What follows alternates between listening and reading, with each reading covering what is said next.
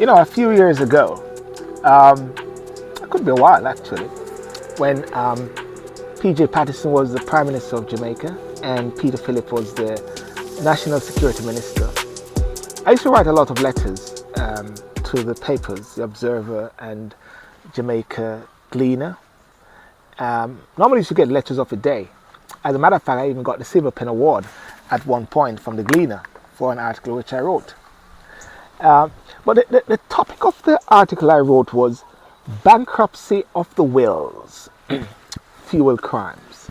Bankruptcy of the wills, fuel crime.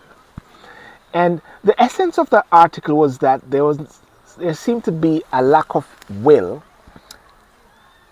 being intentional, and determination for addressing and dealing with crime. Now, for years, many people have said the crime in Jamaica has always been the same.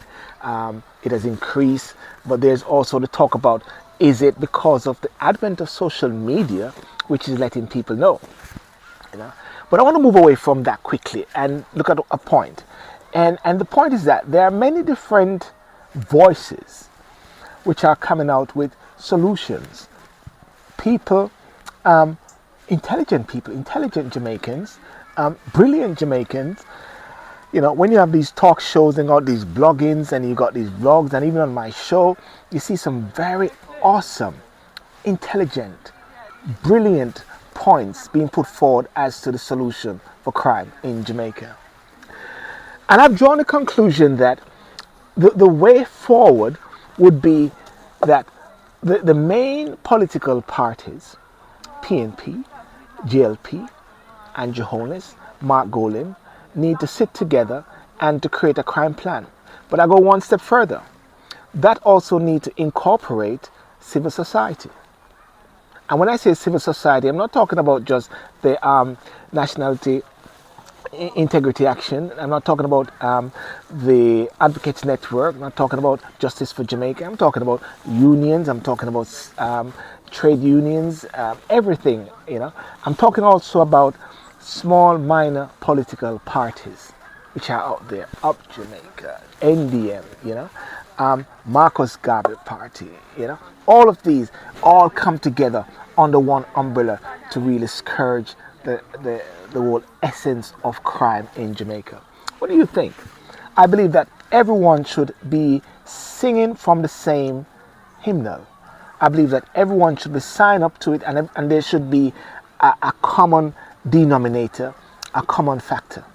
The advent of Marcus Garvey, the success of Marcus Garvey was because there was a felt need, there was a common denominator, there was a black element, and it was around the whole colonialism, around the whole slavery aspect. So therefore, the Negro movement were able to come together and become one and speak with one voice. And therefore, as a result of that, Marcus Garvey was able to galvanize.